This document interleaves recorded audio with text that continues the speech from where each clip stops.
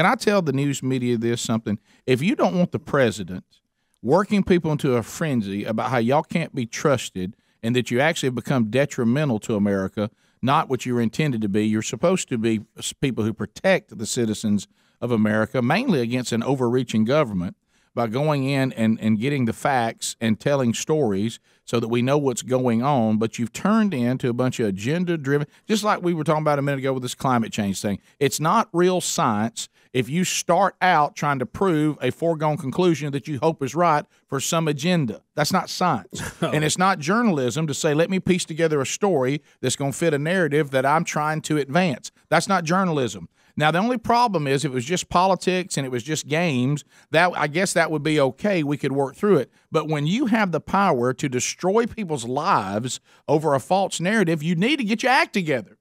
It's a very serious thing. And so here are these students. They're getting death threats. They're getting all this stuff because a bunch of journalists and then Hollywood elitists jump on their social media and start going after these kids. But we all find out after a teenager had to be an adult and say, may I take everybody through exactly what happened and lay this out for you correctly? Because what the left wanted us all to see, what they just hoped for, and I think how sad this is, Bubba, think how sad it is that you get up. Think about the things that we get up hoping. So there's people that get up and they say, I hope today that I can find a narrative that'll say that Christian, mainly white private school students are evil and wicked and mean and want to destroy people and look down on people. And somebody says, well, you think we can find that narrative today? And somebody says, well, here's something that's kind of interesting.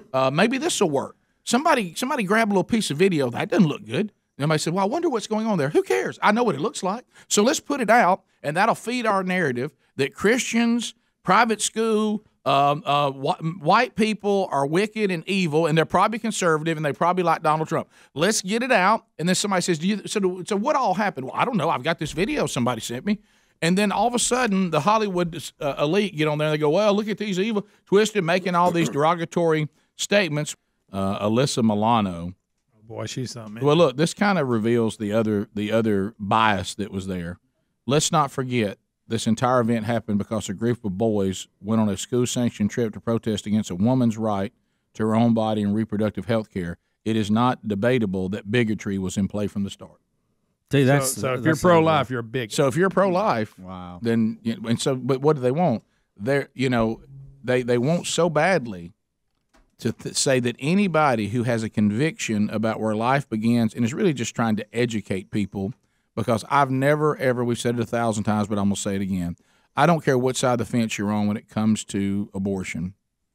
I don't have any respect for any person who is trying to make it difficult or impossible for a woman in a very tough situation many times who has to make a very tough decision. If you really are pro-choice, why would you deny that woman to have a completely educated choice? She should know everything. She should see the science. She should see the sonogram.